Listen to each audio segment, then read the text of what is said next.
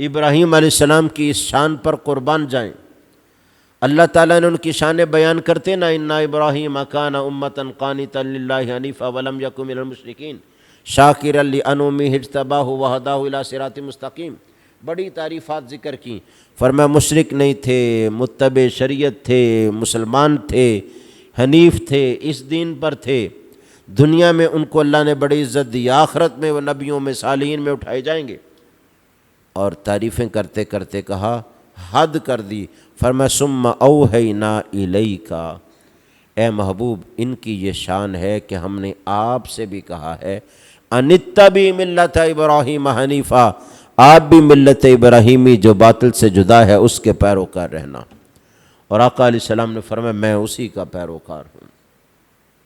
یہ بڑی شان ہے کہ نبی آخر زمان علیہ السلام کو کہا جا رہا ہے ان کے متبع رہنا، ان کے پیروکار رہنا، ان کے پیچھے چلنا، ان کے بات کو آگے بڑھانا۔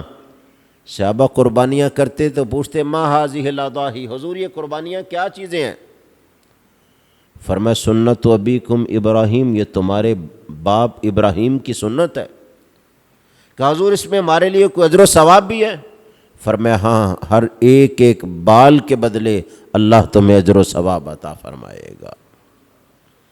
ایسے فطرت کے جو کام ہیں جن کی تعلیم دی وہ دین ابراہیمی میں سے ہیں۔ مونچھیں پست کروانا، چھوٹی کروانا، کترانا، کلی کرنا منہ میں پانی ڈال کے، جو غسل میں فرض اور وضو میں سنت بھی ہے، ناک میں پانی چڑھانا، مسواک کرنا، بغل کے بال جو ہیں وہ اتروانا،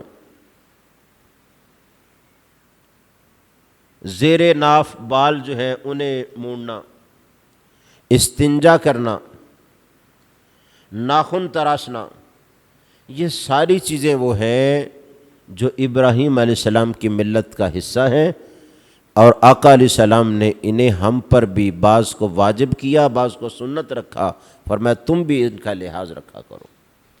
اور ان دنوں میں تو ان کی اہمیت کتنی زیادہ ہے۔ آقا علیہ السلام نے فرمایا جو قربانی کا ارادہ رکھتا ہو،